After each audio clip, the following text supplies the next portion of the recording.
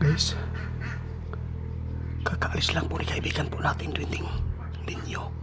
Mayroon po silang bagong impormasyon na nakalap tungkol sa mangyayari ngayong 2028, 2027.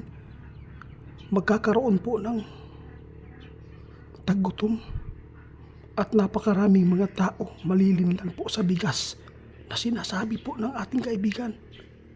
Maraming bigas na lalabas na mga plastic. Hindi po ito biro guys. Grabe, hindi ko inasana. Ito po ang inihatid ng ating kaibigan na 20. Kakaalis lang po nila guys kasi kailangan po talaga daw na may paabot namin para po mapaghandaan natin at mas maganda daw na may sarili po tayong pananim. Pwede po tayong mananim guys na sarili para hindi po tayo maisahan. Kasi sabi po ng ating kaibigan, naiyak ako guys. Grabe po. Maraming mamamatay sa pamamagitan ng gutom guys. Kaya sa lahat po ng may mga kalupaan po dito sa bundok, alagaan po natin. Balang araw, magkakaroon po ng malagim na mga karanasan po natin dito sa mundo. Kapag yung sinasabi nila na higpitan, kapag hindi ka umanib sa kanilang grupo tulad po ng magpapalagay ng microchip, grabe, hindi ko inaasahan guys na ito po yung inihatid ng ating kaibigan. Kaya sa lahat po ng makapanood, kung mayroon man po kayong mga lupa, huwag po ninyo muna ibinta. Kailangan po natin na magtanim ng sarili nating pagkain. Kasi ayaw po natin na nakakalungkot guys. Imagine natin guys, plastic, nagkulay, hugis, rice na totoo, pero fake pala. Magkaroon po talaga ng ganitong mga pangyayari guys, na mayroon po tayong nasagap na mga balita ngayon tungkol po sa mga bigas. May iba nag-share na po sa mga video kasi yung bigas na galing sa plastic, grabe, kung titingnan mo guys, grabe, totoong parang legit talaga na bigas. Kaya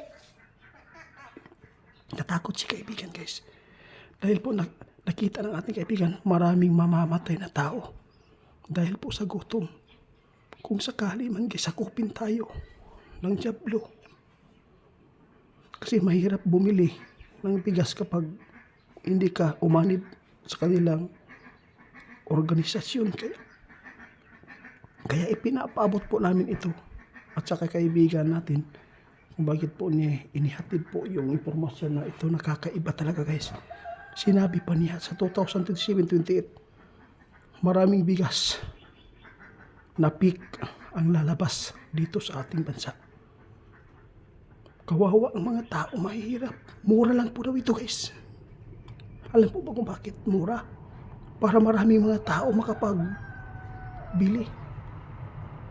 Kaya sa lahat ng mga mayroon pong mga kalupaan dyan sa bundok, saan mang sulok ng inyong lupa na pwede pang taniman natin ng palay, pwede tayong magtanim ng palay, bukid, pwede po yan para hindi tayo maisahan kung sakali man magkaroon po ito. Kung magkatotoo man po ito nga sinasabi ng ating kaibigan ngayong 2027, 2028 hanggang 2030, marami na talagang mga pangdadaya na mga ginagawa po ng mga jablo. Kaya mag-ingat po tayo dahil natakot si kaibigan na maraming mga bata at maraming mga tao na mamamatay na matanda dahil po hindi naman po totally matanda, no?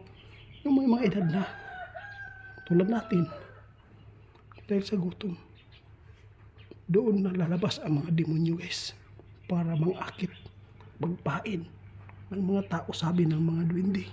Kaya gagawin po nila ang lahat para makapanlin lang sila, para mapahirapan nila ang mga tao, lalo na yung mga tao mahihirap. Sana aware po kayo nito guys. Pakishare po itong video guys ha. Dahil po si kaibigan mismo nagsabi na mayroon silang nakikita sa kanilang karyaan na kakaibang impormasyon na nakikita po nila. Magsinglabasan daw ang mga pig na bugas, rice. Imagine mo, kung titingnan mo po yung plastic na bigas, sobrang legit tingnan. Para po siyang kuhako. Sobra. Katulad po talaga yan yung kulay. Kaya mag-ingat po tayo. Baka meron na po nakakain po ng mga plastic na bigas po ngayon. Kasi mayroon na pong nakalabas po. Noon may nakalabas na. At sinusubukan talaga ng mga demonyong ito para makapanlin sa tao. Kaya mag-ingat kayo guys. Please lang, tulungan natin ipanalangin ang ating bansa. Sa lahat po ng makasubaybay sa amin, paki-report po kay Ghost Hunter 88 Pants. Hindi po yan ako. Salamat po, salamat. Mag-ingat po tayong lahat guys. Gabayan po tayo ng Panginoong Diyos.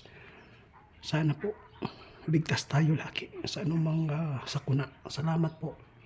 Paki-share po itong video guys. Dahil po sinabi ng ating kaibigan kung kailan ito mangyayari. Salamat.